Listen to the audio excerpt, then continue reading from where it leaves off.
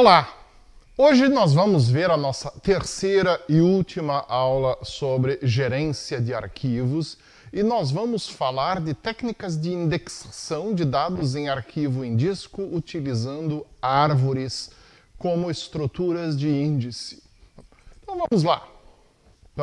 As árvores, elas podem ser usadas para gerência de arquivos, eu já mencionei isto antes, e elas oferecem duas possibilidades de indexação. Uma delas, chave primária. São todas as árvores que você viu até agora. Sejam árvores binárias, seja a árvore B. Inclusive, eu falei para vocês que a árvore B foi desenvolvida por Rudolf Bayer especialmente para funcionar como estrutura de indexação para bancos de dados, para a empresa Boeing, porque eles precisavam gerenciar os milhões de peças na aeronave que eles tinham acabado de inventar. Muito bem. Mas nós também podemos usar árvores para chave primária e secundária misturadas numa única árvore. É a única estrutura que oferece essa possibilidade de uma forma eficiente. É a árvore KD. Onde D está para dimensões e K é um número. Então a gente vai falar de árvore 3D, árvore 4D, árvore 5D e assim por diante. A árvore KD é uma coisa bem especial e nós não tratamos de árvore B na memória, apesar de ser possível, inclusive alguns sistemas de inteligência artificial usam árvores KD na memória, porque não era um assunto relevante para você, aluno de estrutura de dados da terceira fase, trabalhar com árvores KD na memória. Agora, saber como árvores KD podem ser usadas em disco, sim, é interessante. Por isso, na aula de hoje, na segunda metade da aula, nós vamos falar de árvore KD também, e você vai aprender esse conceito, que é algo que você vai poder, inclusive, usar em inteligência artificial mais lá para frente. Muito bem. Então, quando nós usamos árvores como estruturas de indexação, nós, da mesma maneira como nas listas, nós podemos trabalhar ou com os índices e as conexões, quer dizer, os ponteiros de um registro para outro dentro do mesmo arquivo, ou seja, a gente trabalha como arquivo único, como era, por exemplo, a multilista, onde nós tínhamos alguma informação externa, que era o diretório e as listas de cabeças de lista, mas o resto ficava dentro do arquivo de dados. Na árvore a gente tem uma vantagem, é tudo dentro do arquivo de dados, você não tem nada externo. Então, tem vantagens nesse sentido. A desvantagem é que os dados estão misturados com informação de indexação, e isso vai limitar a sua liberdade na hora de reindexar, na hora de apagar registro e outras coisas. Então, é uma forma possível para pequenos bancos de dados, pequenas bases de dados, isso é interessante. A hora que o negócio fica grande ou que você precisa de muitos índices, não é uma boa ideia. Muito bem. E a outra é a forma como todo o sistema de gerência de banco de dados que existe, que você pode instalar no seu computador hoje, faz. Usa um arquivo de índice que é uma árvore. Isso serve para Sybase, para MySQL, para Postgres, para Oracle e qualquer outra coisa, Microsoft SQL, não esquecer, e qualquer outra coisa que você possa imaginar aí. Se você olhar dentro de onde estão os dados de algum banco de dados que você criou no seu computador, você vai ver lá uma montoeira de pequenos arquivos, dependendo quantas coisas, quantas variáveis, quantas colunas na sua tabela você indexou. Alguns sistemas de banco de dados até usam o nome óbvio NDX como extensão para os arquivos, significando index. Muito bem. Então, nessas duas opções, a vantagem de você trabalhar com arquivo externo para indexação é que você não mexe no arquivo de dados quando você está realizando indexação ou atualizando indexação, né?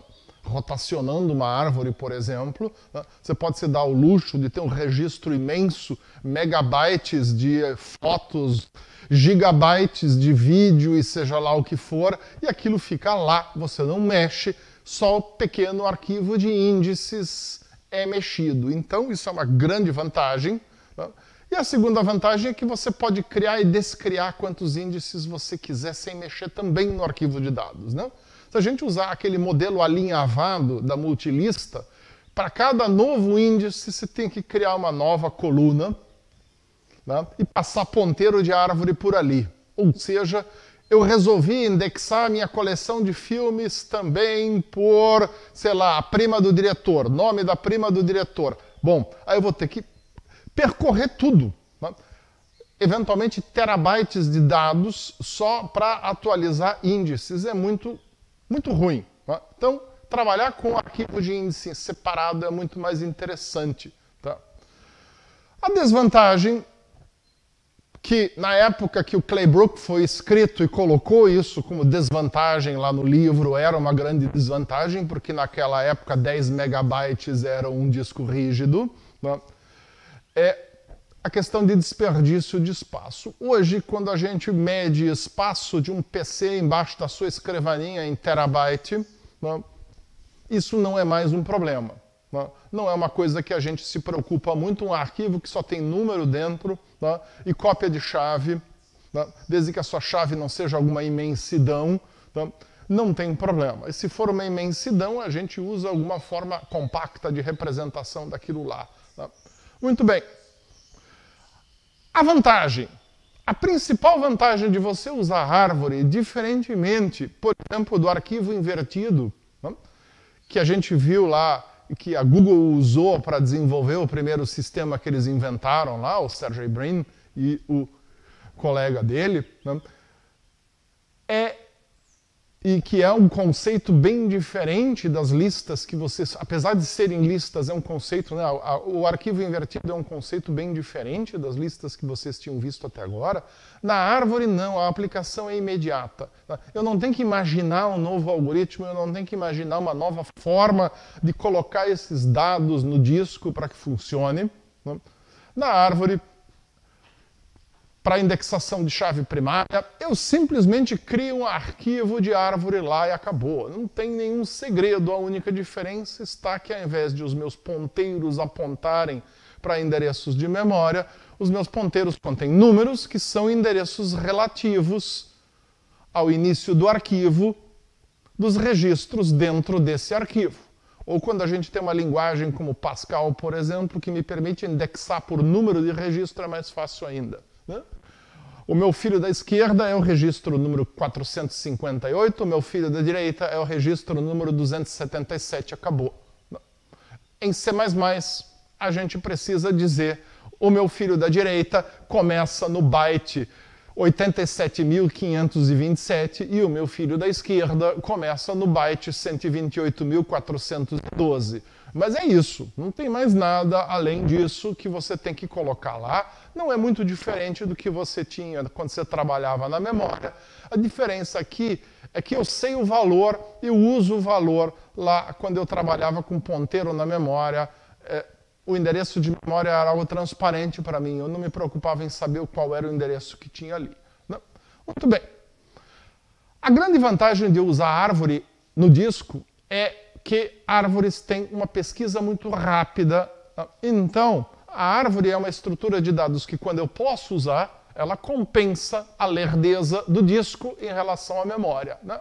A gente viu que aí, nos últimos 30 anos, a evolução da memória principal e a evolução do tempo de acesso a um dado em disco tem caminhado paralelamente, né?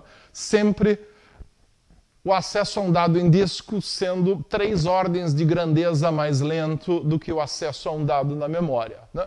Na época que eu era estudante, a memória era muito mais lenta do que ela é hoje em dia. A gente falava em milissegundos e não em microsegundos, como a gente fala hoje. Né? Mas o tempo de acesso a disco também era muito mais lento do que é hoje. né? Hoje a gente fala em unidades de milissegundo para tempo de acesso a um dado num disco de terabyte. Né? Então isso é muito rápido, né, comparado com o que já foi. Né? Mas mesmo assim, né, é muito mais lento do que o tempo de acesso à memória. Como eu comentei para vocês também lá na primeira aula de gerência de arquivos, agora o advento dos discos SSD, que são muito rápidos, muito mais rápidos do que discos físicos, muito mais rápidos do que cartões SD. Né?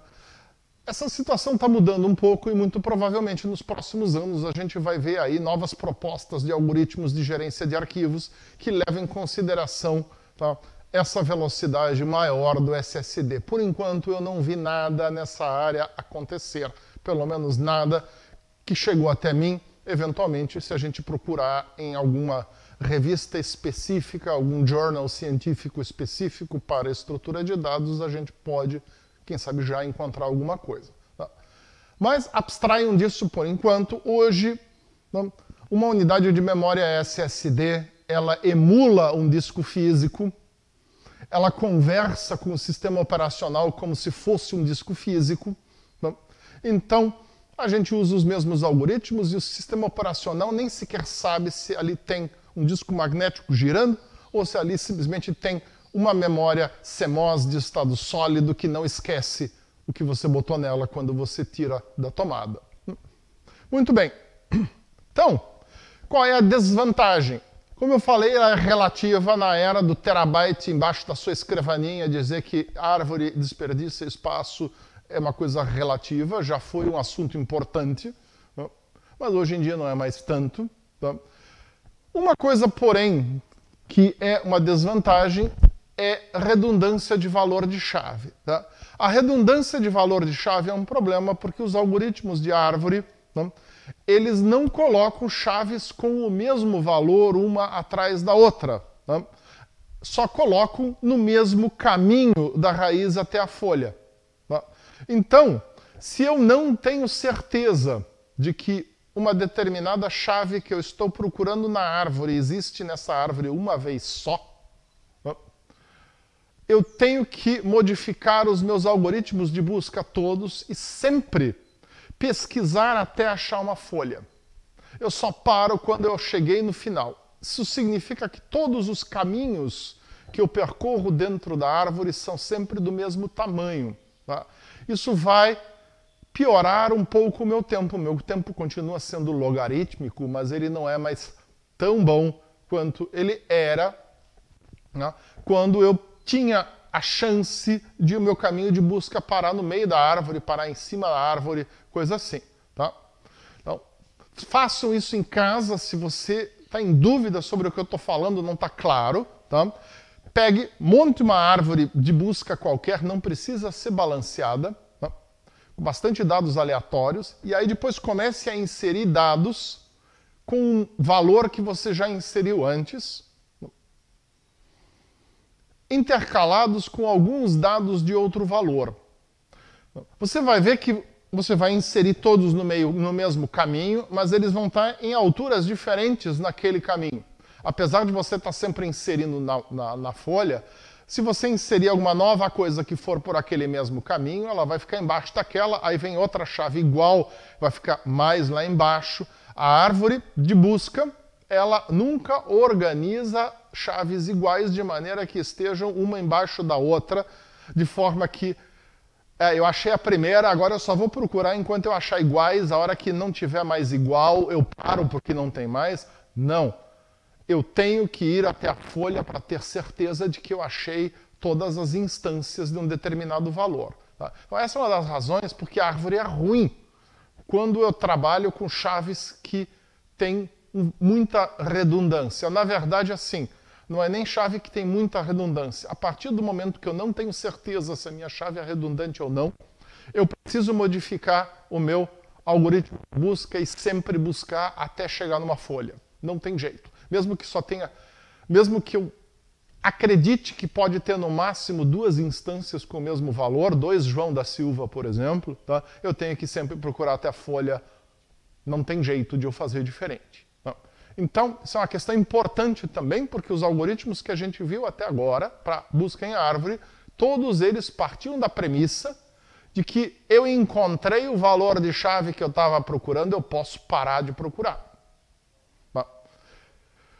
Quando a gente usa nome próprio como chave primária, por exemplo, aonde vai ter nomes repetidos, não dá para você assumir que eu achei um, eu não vou achar mais ninguém igual, mesmo que esse um seja o xisto, o xênio ou o zênio, né?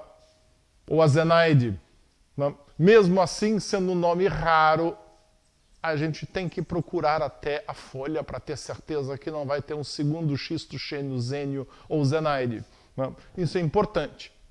Então isso fica como um parênteses aqui, porque não foi falado isto antes e é importante você ter em mente. É muito fácil modificar o algoritmo de busca.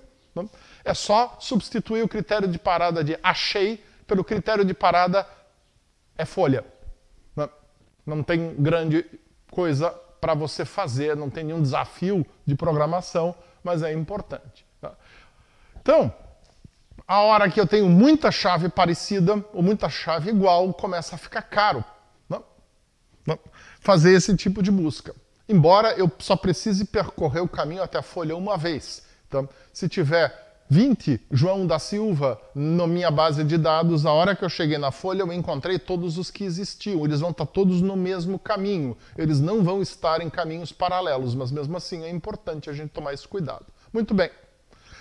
Que outra desvantagem eu tenho? A manutenção é complicada, especialmente se eu tenho árvores do tipo AVL ou RB, aonde eu tenho que fazer a rotação para ajustar. Tá? A manutenção da árvore B, você vai ver, ela foi toda pensada para ser usada em disco numa base de dados viva, ou seja, uma base de dados que está o tempo inteiro se atualizando. Então, aí já é mais fácil. Agora, se eu usar a árvore AVL, usar a árvore RB, tá? Ou usar a árvore 1, 2, 3, que a gente não viu, mas que é parecida com a árvore RB, tá?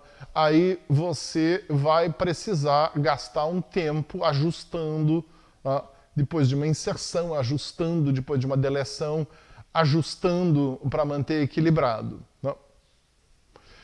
Por isso, a árvore B, por exemplo, a gente insere tudo como folha, tá? Justamente para a gente reduzir ao máximo ações aonde eu preciso ficar mexendo muito com estruturas. Eu, no máximo, faço migrar alguns dados e, no máximo, eu explodo ou junto um par de nodos. Né? E isso é raro acontecer. Vocês viram lá na simulação da árvore B, tá? Que a gente consegue fazer muita coisa na árvore B sem mexer na estrutura. A árvore AVL, por exemplo, é uma que mexe muito na estrutura. Né? Então, são mexidinhas simples que quando eu trabalho com ela na memória, puxar um ponteiro de lá para cá, não tem grande consequência. Quando eu estou com isso no disco, significa muitos acessos a disco para lá e para cá, para ficar atualizando valores. Começa a ficar caro fazer isso. Tá? A outra desvantagem, e que a gente vai ver que é fácil de contornar quando nós olharmos hoje ainda a árvore B+, tá? É a listagem sequencial. Vocês lembram do algoritmo que a gente usa para fazer uma listagem de dados em sequência de chave dentro de uma árvore? É o algoritmo in ordem ou em ordem. Né? Esse algoritmo é um algoritmo que, por natureza, ele sobe e desce dentro da árvore o tempo inteiro e vai vomitando as chaves em ordem como resultado. Bom, o problema de eu ficar andando para cima e para baixo numa árvore é eu tenho que ficar lendo muitos registros, vai ter registros pelo meio da árvore que vão ser lidos uma infinidade de vezes. Quando eu desço pela direita, se eu tiver uma árvore B, quando eu desço pelo meio, depois quando eu desço pela esquerda e por aí vai. Depois quando eu volto e leio finalmente o dado para devolver aquele dado e por aí vai. Então, tá? A gente tenta evitar isso. A árvore B+, é uma solução que ocupa espaço a mais, mas que resolve isso. A outra opção é a gente trabalhar com mais memória, Ou seja, quando eu desço num determinado caminho, eu guardo os nodos que eu visitei na memória, numa pilha. Tá? E aí, ao invés de eu fazer esses retornos, tá? Relendo dados no disco, tá? Eu faço os retornos na memória. E quando eu tiver que usar alguma coisa do meu caminho como referência para onde é que eu vou, depois eu uso o dado da memória, ou quando eu tiver que devolver ou imprimir, porque né, na hora que o algoritmo em ordem muda de lado, ele imprime a raiz pela qual ele passou, né, eu devolvo um dado que está na pilha na memória, e não eu leio de novo um dado que está no disco. Mas isso implica em que essa minha pilha na memória tem que conter o registro inteiro, porque eu preciso poder devolver aquele registro para o programa de aplicação. Né? Ou seja, na hora que eu leio, eu boto um registro inteiro na memória e não só uma chave. E essa pilha pode ficar muito grande. Num sistema multiprocesso, multiusuário, isso é um desperdício de memória que vai limitar quantos processos tem rodando, quantos usuários tem logados. Então não é uma boa ideia. A gente logo pode chegar numa limitação, apesar de que quando eu trabalho em casa, por exemplo, isso é uma solução. Sistema monousuário, por que não fazer dessa maneira? Então tudo depende dos requisitos. Aquele sistema que vai rodar lá no almoxarifado da sua loja. A sua loja tem 3 funcionários e mais 4 membros da sua família e um computador lá no fundo. Não tem problema usar uma solução dessas para um sistema planejado para esse tipo de ambiente. Para um back-end, em algum sistema web, Mercado Livre, por exemplo, eu gosto desse exemplo, você não vai usar uma solução dessas. Né? Então tudo depende também, às vezes a gente pode usar. Muito bem. Tá? Então, a gente já vai voltar nesse assunto porque existem soluções diversas para esse tipo de coisa. Tá? Só vamos resumir até onde é que a gente chegou até o momento. Tá? Então a árvore é boa porque a árvore faz pesquisa rápida. Tá? Árvore é caro de eu reorganizar. Diferente de uma lista, onde a reorganização pode implicar em ler bastante dado, mas eu não mexo muito na informação que eu já tenho. Na árvore, dependendo do modelo de árvore que tenho, eu tenho que ficar empurrando dados para cima e para baixo da árvore até ela estar reequilibrada, né? Rebalanceada. Tá? Então, uma opção é você deixar a árvore deteriorar, tá? E você, do mesmo jeito, tá, que os mainframes da década de 70 e de 80 faziam, tá, que era domingo à tarde para tudo e vamos regerar os nossos índices, fazer isso aqui também no seu sistema de banco de dados e dizer eu vou parar tudo no domingo e vou deixar o sistema se ajustar. E aí eu vou ficar mais uma semana deixando a árvore deteriorar. Em uma semana não deteriora tanto e domingo à tarde eu faço arrumar. Numa grande empresa isso é uma possibilidade. Aqui no CPD da UFSC, na década de 80, era uma possibilidade. Se você tem uma pequena empresa familiar que no domingo ninguém está trabalhando, não é uma boa ideia. Né? Então, tudo isso tem que ser repensado. Né? Muito bem. Então, vamos um pouco adiante. Uma solução possível para a gente trabalhar com árvore RB, árvore AVL e árvore 1, 2, 3 em disco é a gente paginar a árvore. O que significa isso? Nós pegamos blocos de subárvores e colocamos num meta-registro. Então, eu tenho um arquivo que tem meta-registros, são registros grandes, que dentro deles tem pedaços, um pedaço inteiro de uma árvore. Tá? Vamos olhar aqui. Por exemplo, em verde aqui você está vendo esse grandão e aquele pequeno do canto. Né? Você está vendo 2 meta-registros desse tipo que contém cada um deles. Né? 1, 2, 3, 4, 5, 6, 7 nodos de uma árvore e 3 níveis. Né? Tem uma subárvore de 3 níveis com 7 nodos. Né? O caminho, quando você busca alguma coisa, é igual. O que acontece? Tá? Eu vou cair na árvore, eu carrego um desses registrões aí na memória eu caminho, por exemplo, até esse azul no canto. Né? Aí eu vejo que o próximo ponteiro aponta para este grande registro aqui, é o próximo que vai ser carregado na memória, e aí dentro dele eu ando. Então, isso tem duas vantagens. Primeiro, né, é que eu faço os meus registros ficarem mais próximos do tamanho de blocos num disco. A gente viu que isso é bom. Por outro lado, ao invés de eu ter registros muito pequenininhos, que esse é um outro problema que a gente tem na árvore binária, os registros são pequenininhos. Né? Então, às vezes, a gente pode estar lendo o mesmo bloco 3 vezes, se eu faço um registro estar sempre, ser só do tamanho daqueles dados que eu preciso para um nodo. Né? Se eles forem escritos em sequência, porque a árvore veio de um backup, por exemplo, é muito provável que uma subárvore inteira está no mesmo bloco. Eu vou ler o mesmo bloco que eu já li uma vez antes, vou ler de novo. O dado já está lá, né, no buffer do disco, mas eu estou mandando ler de novo. Né? Não é uma ideia muito boa. Né? Então, trabalhar com paginação é uma solução aqui, diferente daquela paginação que a gente viu lá nos modelos antigos do ISAN e do VISAN.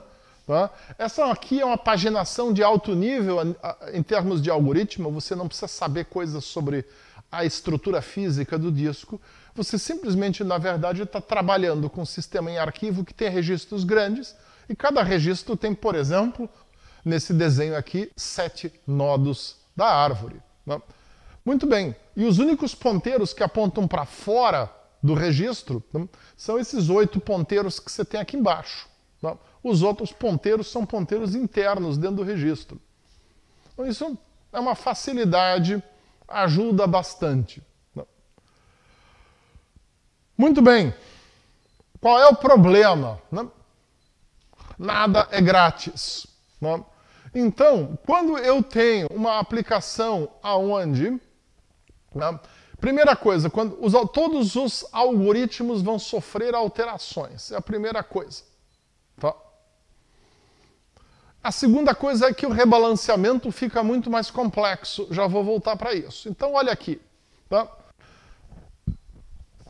Vamos supor que isso aqui é uma árvore AVL e eu inseri um dado em algum lugar lá embaixo. Tá? E eu cheguei à conclusão que eu tenho que fazer uma rotação dupla entre esses 3 nodos que estão em vermelho ali. Tá?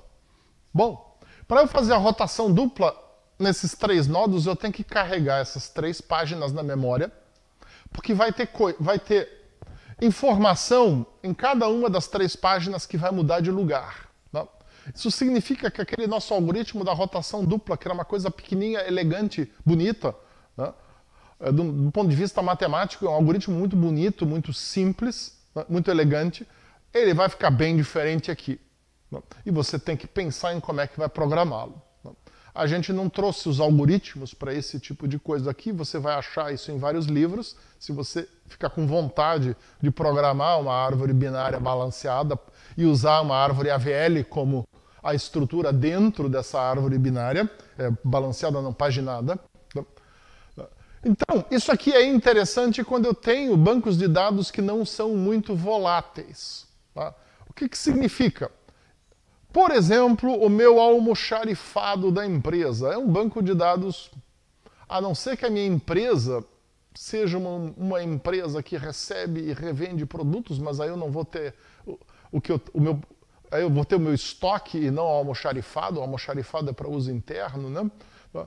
Então, uma dessas coisas para uso interno, que não tem muita alteração, não tem problema usar um negócio desses. Agora vamos supor aquele outro exemplo nosso, tá? Do sistema de reserva de passagens. Tá? Um sistema de reserva de passagens é uma coisa muito dinâmica, tá? Porque vários fatores fazem alterar as coisas. Vamos pensar em passagens aéreas. Eu comprei 5 passagens para minha família, nós vamos ter férias não sei aonde, a gente já fez uma reserva, aí daqui a pouco a minha empresa disse, não, você tem que mudar, você vai ter que trabalhar uma semana a mais porque o outro cara está doente, você tem que transferir as suas férias para trás, lá vou eu e mudo a data. Né? Daqui a pouco o meu sogro quer vir junto e ele não gosta daquela praia que eu escolhi, eu preciso pegar outra. Né? E por aí vai. Então isso é uma coisa típica, né, Se alguém de vocês já trabalhou numa agência de viagens, sabe o que é isso. Tá? Dados de reserva mudam muito. Então, um banco de dados que gerencia reservas de passagens, seja aérea, seja de ônibus, seja o que for, tá? é muito volátil, o tempo inteiro mudando. Usar um algoritmo desses para um banco de dados desse tipo é uma péssima ideia, porque você vai estar o tempo inteiro carregando essas páginas na memória e alterando, o que no fundo acaba acarretando um custo computacional relativamente alto. Né? Então, sempre tudo depende do tipo de aplicação que eu quero usar. Muito bem. E a árvore B? Bom, a árvore B, do jeito que vocês viram até agora, ela é perfeita para disco.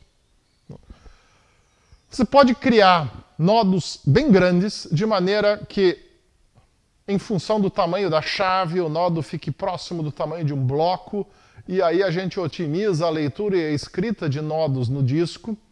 Nodos grandes são menos pesquisas, você vai mais rápido dentro da árvore, a árvore é menos profunda, é menos leitura em disco, ótimo. Bom, tudo bem? Dentro de um nodo eu tenho uma lista em vetor, mas isso está na memória, então isso é rápido de trabalhar. Essas coisas funcionam bastante bem e elas são a melhor solução. Então, se você não sabe o que você quer para usar para um índice primário, use a árvore B, porque, por via das dúvidas, é a melhor solução. Tá? Mesmo que eu tenha um nível pequeno de redundância de chave. Tá? Aqui, o meu João da Silva, que qualquer empresa um pouco maior vai ter uma meia dúzia, né? É fácil de procurar e fácil de achar, porque a árvore é pouco profunda. Então, mesmo que eu diga eu preciso percorrer a árvore toda até uma folha, para ter certeza de que eu achei todos os Joões da Silva, se eu vou procurar pelo nome, né? O meu caminho da raiz até a folha é um caminho curto, tá? Não é um caminho longo. Então fica fácil, né? Fica muito simples. Então vale a pena a gente usar isso aqui. Qual é o problema da árvore B? Tá? O problema que eu tenho com a árvore B é que a listagem de todo o conteúdo em ordem de chave, por exemplo, é custosa porque vai ter o mesmo problema. O algoritmo em ordem, tá? Mesmo que na árvore B, uma árvore multivias, o algoritmo em ordem é um pouco diferente, tá? Continua sendo um algoritmo de sobe e desce dentro da árvore. Tá? Então, para isso se encontrou uma outra solução que a gente já vai falar. Vamos só terminar aqui falando das vantagens da árvore B. Então, ela é muito mais adequada para algoritmos voláteis. Tá? Porque, principalmente se eu tenho nodos grandes, a probabilidade de eu fundir ou explodir nodo, ela se reduz drasticamente. Tá? Então, eu trabalho com uma árvore, né, de grau 20, por exemplo, né, eu começo a reduzir drasticamente a chance de eu ter que explodir o nodo ou de o meu nodo estar com tão poucas chaves que eu vou ter que fundir com outro. Né? Então, isso me ajuda muito, apesar de eu ter, por exemplo, o meu sistema lá de reserva de passagens, e só em poucas situações vai acontecer que o sistema vai fazer alguma operação mais complexa de rotação dentro da árvore ou coisa assim. Não. Ela é relativamente econômica, apesar de vocês terem visto, não, lá na nossa simulação, não, que à medida que eu vou aumentando o grau da minha árvore, a taxa de ocupação do nodo vai ficando relativamente... Sim, ainda é uma forma econômica de trabalhar, porque eu não boto o meu dado dentro do nodo, eu não preciso reservar espaço para o dado, eu só coloco a chave. Não. Muito bem. Tá. Então a principal desvantagem é essa que está aqui no meio. Tá? O percurso por sequência de chave. Tá? Eu posso trabalhar com a ideia de que eu vou guardar os meus caminhos numa pilha, como eu só guardo ponteiro para nodo, tá, e chave, tá, não ocupa muita memória. O problema aí vai acontecer de novo lá no back-end. web, onde eu tenho um monte de gente acessando um servidor e um monte de gente fazendo um monte de busca diferente, né? Já começa a ficar complicado. Tá? Muito bem. Né? Tipicamente, um nodo não folha com M chaves vai ser visitado M vezes se eu executo em ordem. Então, se eu paro para ler do disco toda vez, isso aqui é muito custoso. Né? Então, ou eu guardo na memória, ou eu encontro uma outra solução. Tá? E essa solução é a árvore B+. Tá? Na árvore B+, a gente vai fazer uma divisão. Tá? Essa divisão vai ser chamada index set e sequence set. Tá? O sequence set, os nodos do tipo sequence set são sempre nodos folha. Tá? E os nodos no meio são nodos índice. Tá? O que acontece? A ideia é a seguinte. Tá? Eu posso ter valores de chave pelo meio da árvore. Esses valores de chave vão estar repetidos também no mesmo caminho lá na folha. Então, tudo que tem na árvore é uma folha também. Tá? Isso faz a árvore ficar um pouco maior. Tá? Mas tem uma grande vantagem. Os meus nodos folha estão todos em ordem. Então, eu posso ao mesmo tempo ter uma busca rápida com uma deterioração mínima. Vai ficar um pouco pior, mas continua logarítmico, para eu achar alguma coisa dentro da árvore. Porque quando eu acho alguma coisa, aqui nós temos um exemplo. Tá? Mais fácil a gente ilustrar com esse exemplo. O 36. Tá? O 36 ele aparece aqui no meio da árvore, porque ele foi usado para construir a árvore. Tá? E ele vai estar de novo lá embaixo como uma folha. Tá? Então, isso significa o quê? Quando eu vou construir uma árvore B+, tá? Eu construo ela normalmente, insiro a chave que eu estou inserindo na posição e insiro de novo lá embaixo. Na verdade, a árvore B, a gente sempre insere a chave embaixo, né? Como folha. O que vai acontecer é que, quando eu for dividir um nodo, por exemplo, o que sobe é uma cópia da chave, não é a chave mesmo, ela continua lá embaixo como folha. Então a regra de divisão de nodo ela muda um pouco, né? Mas nada drástico. E com isso a gente tem o quê? Pendurado em cada uma das folhas a gente tem um ponteiro para os registros de dados. Então o meu arquivo de dados aqui, ó, ele só é referenciado aqui embaixo. Né? Na árvore B normal eu tenho um ponteiro do lado de cada uma dessas chaves aqui, além do ponteiro para baixo na árvore, tem um outro ponteiro para o registro de dados no meu arquivo de dados. Né? Afinal, isso é um arquivo de índice. Então, ele tem que indexar alguma coisa. Né? Então, eu tenho 3 informações. A chave, o ponteiro da esquerda da chave, o ponteiro direito da chave e o ponteiro para o registro de dados. Aqui na árvore B+, eu tenho ponteiros para registros de dados só lá embaixo. E tudo que está dentro da chave vai aparecer de novo em algum lugar lá embaixo. Qual é a vantagem? Eu quero listar o conteúdo desse arquivo a partir da chave de número 40. Aí eu desço para cá, acho 40, daí eu começo a percorrer aqui. Isso aqui é uma lista. Observem que cada folha ela tem um ponteiro a mais também, que aponta para a folha à direita dela. Tá?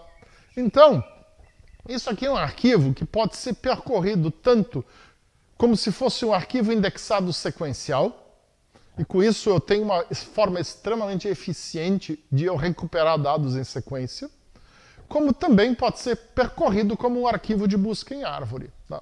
Então, essa é uma opção que alguns bancos de dados dão, ela normalmente não é a opção padrão. Você tem que explicitamente, na hora de gerar o índice, dizer que você quer um índice B+, e não um índice B. Tá? Mas em situações como, por exemplo, folha de pagamento, aonde eu preciso poder achar, né? O meu departamento pessoal precisa poder o tempo inteiro estar achando pessoas individuais para fazer coisas, marcar férias, não sei o quê, e no final do mês tem que percorrer tudo em sequência para gerar o contra-cheque de todo mundo. Né? Essa daqui é uma estrutura de dados que é fantástica para isso. Ela serve para, durante o mês, você fazer pesquisa e recuperação rápida e alteração rápida de tudo. E no fim do mês, de uma forma rápida, você simplesmente percorre tudo na ordem e gera o contra-cheque de todo mundo. Bem fácil. Tá? Então, é uma estrutura ideal para a chave primária. Na verdade, eu considero a melhor estrutura que tem para a chave primária. É isso. Tá? Então, aqui, de novo, resumido isso, quais são essas vantagens, etc. Tá? E agora vamos falar de uma outra coisa, que eu acho bastante importante, porque é um assunto que poucos cursos de ciência da computação abordam na graduação. Esse é um assunto que é abordado na pós-graduação normalmente só em pós-graduações mais técnicas, onde ao invés de você usar um programinha de alto nível para inteligência artificial, você vai lá abrir o capô do motor na sua inteligência artificial e olhar lá dentro, senão não. Tá? Mas é uma estrutura que ela não serve só para algumas coisas de inteligência artificial, ela serve para um monte de outras coisas. Tá? Então, a árvore KD ela é definida como uma árvore binária para indexação multichave. Então, é uma árvore binária, mas onde a gente usa múltiplas chaves para fazer a indexação e onde tanto faz se essa chave é primária ou secundária. Tá? A única coisa que você tem de implicação é que se a chave for secundária, você tem que sempre percorrer a árvore até uma folha. Só isso. Tá? Muito bem. Então, como eu falei, ela foi redescoberta pela inteligência artificial. Na verdade, já existia antes. Tá? Então, originalmente, ela foi desenvolvida por esse cara aqui, ó, feliz da vida ali, fez uma invenção na vida dele que todo mundo usa. Tá? Em 1975, então, por esse John Bentley, né, da Universidade da Carolina do Norte, em Chapel Hill. Está aqui a referência do artigo dele, né, on Transactions on Computers. Né. E o que é a ideia? Cada nodo de uma árvore KD ele vai ter K chaves. Né. Assim a gente chama, por exemplo, uma árvore com 3 chaves, que é o exemplo que eu vou dar daqui a pouco para vocês, de árvore 3D. Né? E aí, como é que a gente funciona? Né? A cada nodo tem um discriminador que me diz qual é a chave que eu uso naquele nodo. Normalmente, o discriminador é uma função da profundidade. Então, no primeiro nível da árvore, eu uso a primeira chave.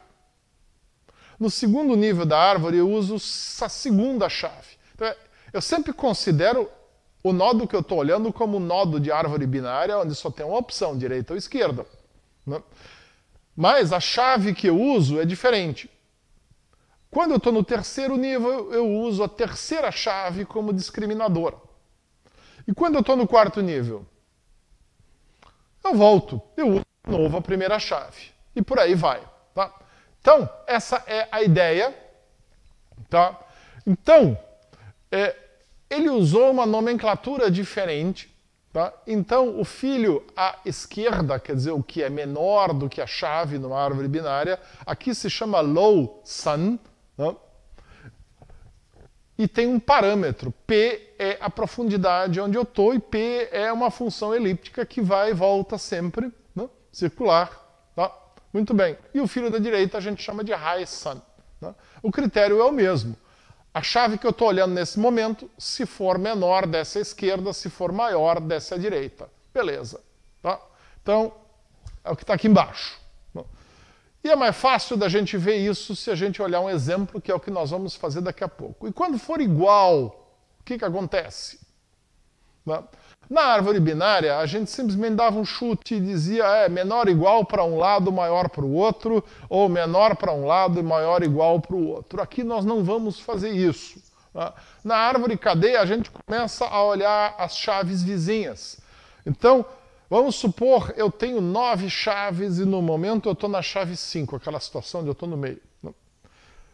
E o valor que eu estou trazendo e eu quero inserir é igual. Para onde é que eu vou agora? Bom, então eu vou fazer o seguinte, eu vou pegar o valor, o conjunto de chaves que eu trouxe para inserir, e eu vou olhar o quê? Eu vou olhar a chave, vou comparar as duas chaves à direita e ver Quem é maior aqui? A que eu estou trazendo é maior, então eu vou descer à direita. Beleza, a esquerda aqui, né? Tá. Se não, se forem iguais também, pode acontecer. Eu vou pegar aqui, tá? E por aí vai. Tá? Então, tá? Numa aplicação de inteligência artificial que eu participei na época do meu doutorado, tá? Era uma pesquisa de um colega, mas a gente ajudou, todo mundo se ajudava na época, nós tínhamos uma aplicação que tinha 460 e poucas chaves. Tá? E a gente precisava indexar uma aplicação de raciocínio baseado em casos, e a gente precisava uma estrutura de dados para indexar as 460 e poucas chaves, onde a primeira chave era uma chave primária e o resto era tudo chave secundária. Tá? Então podia ter repetição, inclusive. Tá? Para esse tipo de problema, por exemplo, tá? eram descrições de defeitos em máquinas de controle numérico, máquina CNC. Tá? Então, para esse tipo de problema, tá? Lá na nossa disciplina de reconhecimento de padrões, INE 543, eu abordo esse problema e dou uns exemplos, inclusive, de máquina de controle numérico para vocês. Tá? Era uma base de conhecimento sobre estratégias para consertar um problema numa máquina, e a máquina tem muitas variáveis. Então a gente estava trabalhando com 460 e poucas variáveis e tinha que indexar tudo isso. Árvore KD. Então se criou uma árvore de 460 e poucas dimensões, e com isso tá, você pôde colocar a base de conhecimento inteira dentro, podia achar determinado elemento de uma forma bastante rápida, inclusive. Só construir a árvore que é demorado. Eu vou mostrar o algoritmo para a construção de uma árvore KD balanceada para vocês no final dessa aula. Né? Só a título de exemplo, a gente rodava mais de um final de semana, a gente rodava uma workstation para conseguir gerar essa base de dados. Né? Bom, tudo bem, vamos reminiscências à parte, tá? Só para vocês terem um exemplo claro. Então aqui vamos agora a um exemplo simples. Eu tenho uma sequência de dados aqui e eu quero colocar dentro dessa árvore KD aqui. Então essa é uma árvore 3D, tá? E eu tenho lá uma chave numérica, uma chave alfanumérica e uma outra chave numérica, tá? Não interessa o que elas significam. Tá? E o meu primeiro elemento é lá, A8, A9, e ele vai virar a raiz. Beleza. Tá? Muito bem. O meu segundo elemento é 6Q3. O que eu faço com ele? Eu vou comparar a primeira chave com a primeira chave da raiz. 6 é menor que 8, então vai à direita aqui. Muito bem. Próximo elemento a inserir na árvore é 12C7. De novo, na raiz eu comparo a primeira chave. A primeira chave é 12, comparado com 8, 12 é maior, vai para a direita. Então vem para cá. Muito bem. Próximo, 7D9. 7B9. O desenho está ruim, né? 7B9. Muito bem. Então, de novo, tá? 7 é menor. 7 é menor que 8, vamos à direita. Agora eu estou no segundo nível. No segundo nível eu vou considerar o quê? Eu vou considerar a segunda chave. Tá? Então agora eu olho o quê? B e comparo com a chave do meio, aqui com a segunda chave que é Q. B é menor do que Q, então eu vou para a direita, vou para a esquerda de novo aqui. Tá? E aí insiro aqui. Tá? Então não está muito óbvio, né? Por que o 7 foi para a direita do 6, para a esquerda do 6? O 7 não foi para a esquerda do 6, foi o B que foi para a esquerda do Q. Tá? Próximo é 6B14, de novo um B. Tá? Novamente, 6 comparado aqui com 8 vai para a direita, B comparado com Q, para a esquerda, B comparado com Q vai de novo para a esquerda. Tá? E agora eu vou comparar o quê? Eu vou comparar o 14 com o 9 aqui. 14 é maior que 9, vou para a direita. Isso para aqui. Tá claro? Então vamos fazer o resto aqui. 10A9. 10 é maior que 8, vou para a direita. Aí eu comparo o A com o C aqui. O A é menor que o C, vou para a esquerda, vai parar aqui. 9F2. De novo, 9 é maior que 8, vou para a direita. F é maior que C, vou parar aqui. Muito bem. 10F1. Então, 10 é maior que 8, vou para a direita. F é maior que 3, vou para a direita. Menor do que 8, aqui, vou para cá. Ou é 9? Não importa, 9, né? Não importa, vou para cá, à esquerda. Então, ó, 1, 2, 3. Próxima vez aqui, agora, a gente vai vir virar 9F0. Então, 9 é maior que 8, vou para cá. F é maior que C, vou para cá. 0 é menor do que 2, vou para cá. E agora, acabou. Agora eu começo do começo de novo. 9 é menor do que 10, vou para a direita, vou para a esquerda de novo. Pronto. Então, com isso você tem uma ideia de como é que acontecem as coisas. Numa árvore 3D, para a gente ter essa ideia do ciclo, não, fica um pouquinho mais difícil, não, mas dá para a gente entender. Daqui a pouco eu vou dar um exemplo com uma árvore 2D, porque aí a cada 2 níveis a gente está reciclando as variáveis, é mais fácil da gente entender esse conceito do ciclo. Tá? A árvore 2D também é legal porque a gente consegue fazer um exemplo gráfico que eu vou fazer com vocês para vocês entenderem. Tá? Então, tá? Aqui vem agora uma explicação textual, é mais para você ler em casa, porque esse desenho talvez não seja tão óbvio se você vai repetir agora essa aula em casa, leia o texto. Tá? Muito bem, vamos agora montar uma árvore. Na verdade, não vamos montar uma árvore, vou adicionar primeiro um elemento numa árvore 2D. Tá? Então, imagine coordenadas no mapa e eu preciso, tá? Latitude e longitude, por exemplo, tá? E eu preciso organizar uma estrutura para acessar facilmente as coordenadas de posições de determinados objetos de interesse no mapa. Tá? Então, isso dá para fazer numa árvore KD muito fácil. E agora, como é que eu insiro um novo? Tá? Eu quero inserir 0,15 e 0,66, essa coordenada, na minha árvore KD que me representa o meu mapa. Então, eu vou começar lá com a raiz. A raiz é 0,29, 0,19, 0,15. Então, eu vou para a esquerda, porque 0,15 ali é menor que 0,29. Beleza. Tá? Próximo, eu vou comparar agora a segunda coordenada. Chame de y se você quiser. Tá? O meu 0,66, que é a segunda coordenada do elemento que eu quero inserir, é maior que 0,55, que é o que eu estou enxergando aqui. Então, eu vou para a direita.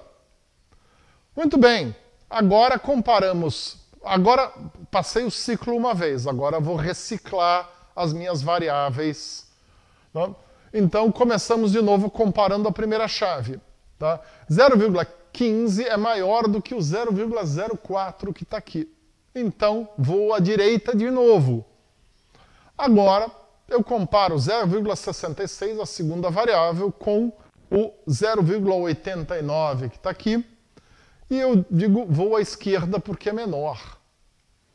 E, finalmente, eu vou reciclar mais uma vez e vou comparar o 0,15 com o 0,05 aqui embaixo. Tá?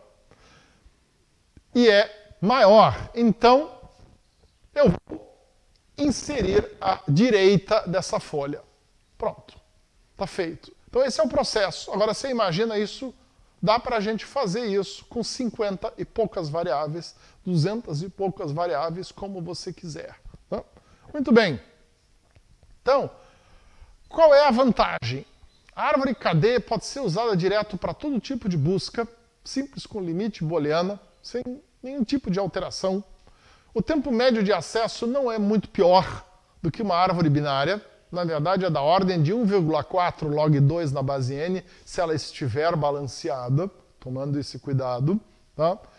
A inserção não balanceada também é logarítmica, vai piorando à medida que a árvore desbalanceia feio.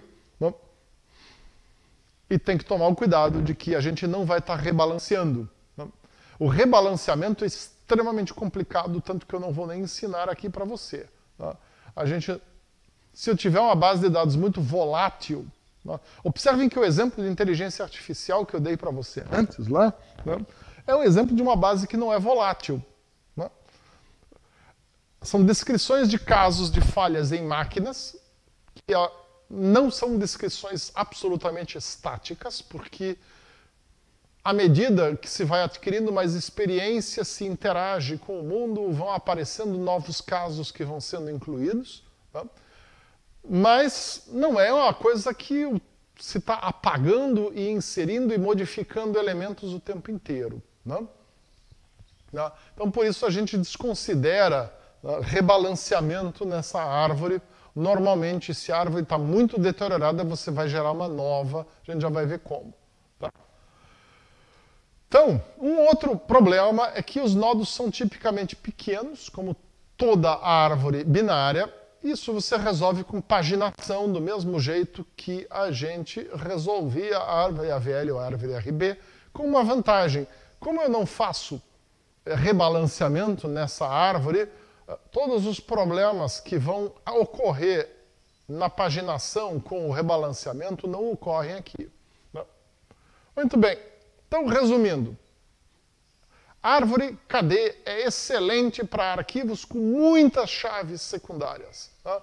Eu gosto de usar raciocínio baseado em casos como um exemplo, mas a gente pode imaginar muitas outras coisas. Agora que nós estamos na era do reconhecimento de padrões, você tem aí toneladas de situações onde você tem um vetor enorme descrevendo alguma situação. A árvore KD é a estrutura de escolha para esse tipo de coisa. Tá? É bom se os meus dados não se modificam muito, então eu tenho uma base estática ou uma base com pouca alteração durante o tempo. Tá? Quando eu trabalho com ela em disco, a gente sugere paginação. Tá?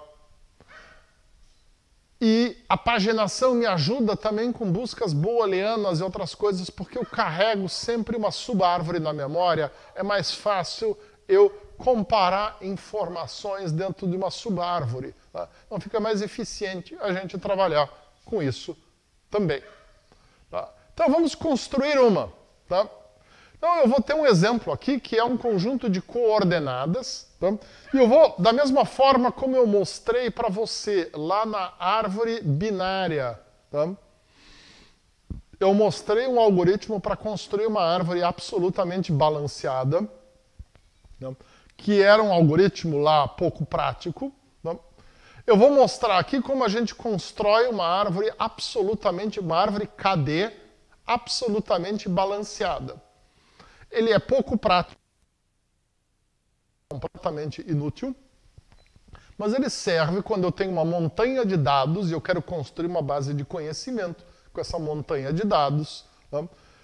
Aí eu posso usar isso. Então, qual é a técnica aqui? A técnica aqui, tá, é a gente trabalhar, tá, com a mediana. O que é a mediana? Então, a gente vai fazer o seguinte. Isso aqui são os meus dados plotados numa superfície 2D. Tá? Muito bem. Tá? Primeiro, eu preciso, de alguma maneira, dividir esse dado em dois grupos. Isso eu faço achando a mediana. Então, eu vou ordenar esses dados. Ordenar por o quê? Pela primeira variável. Tá? Então, a mediana, quando eu tenho um conjunto de dados multidimensional, tá, eu só posso falar de mediana, tá, que é o elemento no meio de uma sequência de dados em ordem, se vocês já esqueceram o que vocês viram lá em probabilidade. Tá? Eu só posso sempre fazer isso em relação a uma variável. Tá? Então eu escolho a primeira variável, tá, que aqui a gente está representando em azul, é o x da minha coordenada xy no mapa, tá? E eu vou simplesmente pegar e dividir os meus dados. Então, observem que esse risco vertical aqui, ele não está no meio do mapa, mas ele está no meio da minha distribuição de dados. Ele divide o meu conjunto de dados em dois grupos de tamanho igual. Né? Então, essa aqui é a minha mediana. E é esse o dado que eu vou usar como raiz de um ponto de vista, tá? De divisão do conjunto de dados. O 0,29 divide o meu conjunto em dois subconjuntos de tamanho idêntico ou quase. Né? Tem uma diferença de 1 aqui. Mas tudo bem. Tá? Então, essa é a raiz. Agora, eu vou pegar a segunda dimensão e para cada um desses dois subconjuntos que eu gerei aqui, eu vou calcular a nova mediana, mas na outra dimensão. Tá? Então, eu divido os meus dois conjuntos, porque ela está no lugar certo, né? Não preciso mais fazer nada com ela, e vou achar a mediana pela segunda dimensão de cada um desses dois conjuntos que vocês estão vendo aqui. Tá? Então, primeiro conjunto, a mediana vai ser 0,55. Isso me cria uma linha horizontal aqui. Tá? Opa, aqui, estou apontando para o lugar errado. Tá? Muito bem.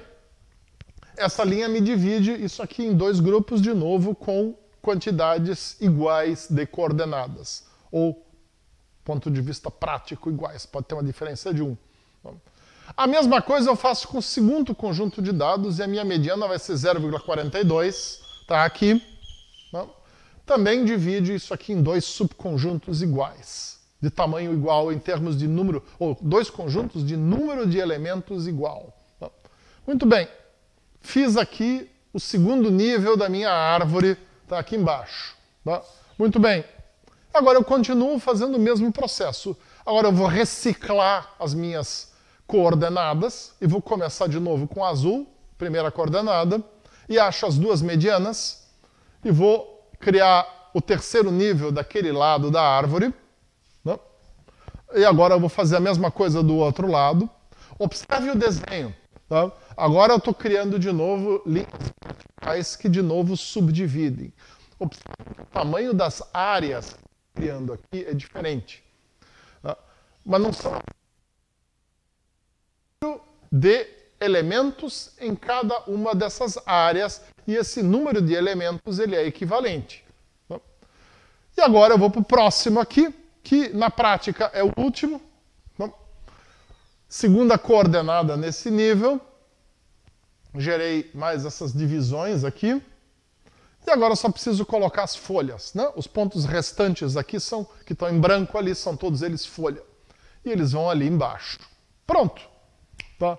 Criei uma árvore KD absolutamente balanceada por um algoritmo que é relativamente custoso.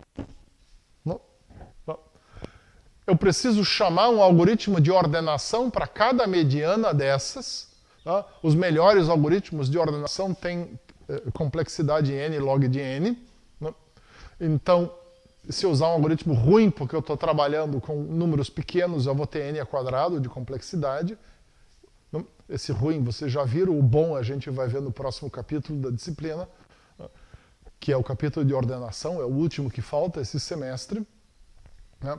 E com isso a gente criou essa árvore aqui. Tá? Então, que parecia uma coisa críptica, difícil. Tá? Pô, como é que eu vou construir uma árvore com uma indexação baseada em 37 índices? Fácil, tudo bem? Não dá para a gente visualizar em 2D, porque vai ser em 37D, mas o algoritmo é o mesmo. Não tem nenhum segredo. Tá? Então, aqui tem uma visualização de uma árvore 3D, como aquela que a gente antes usou no exemplo, agora visualizada graficamente. Tá? Ela, o que é? Você tem subcubos. A árvore toda ela é dividida em cubos e subcubos. Tá? É a mesma coisa. Tá? E agora, para uma árvore 4D, eu tenho uma estrutura tetradimensional que a gente não consegue visualizar mais. Né? Aí acabou. Mas até 3D dá para a gente até imaginar como é que funciona.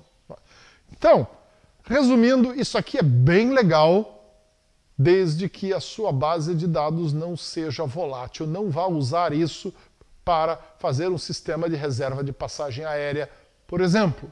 Agora, eu tenho lá Você precisa compilar uma quantidade enorme de conhecimento a partir de livros antigos que você está digitalizando e precisa acessar esse conhecimento com base em 57 eixos diferentes. Está aí a solução. Tá? É uma solução bem boa para esse tipo de problema. Se você usar um banco de dados, o banco de dados não vai te dar essa opção. O sistema de banco de dados vai querer indexar isso com índice invertido. Tudo bem. O índice invertido tem a vantagem de que ele funciona melhor para coisas mais informais, como o Google. Né? Se eu tenho algo mais formal e eu tenho eixos bem claros, né, que eu quero usar para classificar alguma coisa, a árvore KD é melhor. Né? E é isso, gente. Né? Esse foi o nosso último capítulo de gerência de arquivos. A partir daqui, vocês ou vão fazer um trabalho bem grande, bem legal, ou vocês vão fazer um conjunto de exercícios para treinar cada uma dessas coisas. Isso depende de como é que o semestre evoluiu até agora, e cada semestre é diferente. Tá? Mas, em todo caso, divirta-se, dê uma relida na árvore KD, porque é um conhecimento que você não vai encontrar na maioria dos livros de estrutura de dados, ele está aqui, porque é um conhecimento que a gente trouxe na nossa experiência de quase 30 anos trabalhando com inteligência artificial, tá? E é legal para você, vai ser útil em algumas coisas. Como sempre, a nossa disciplina é distribuída em Creative Commons. Use para o que quiser, só não venda. E é isso, gente. Tchau!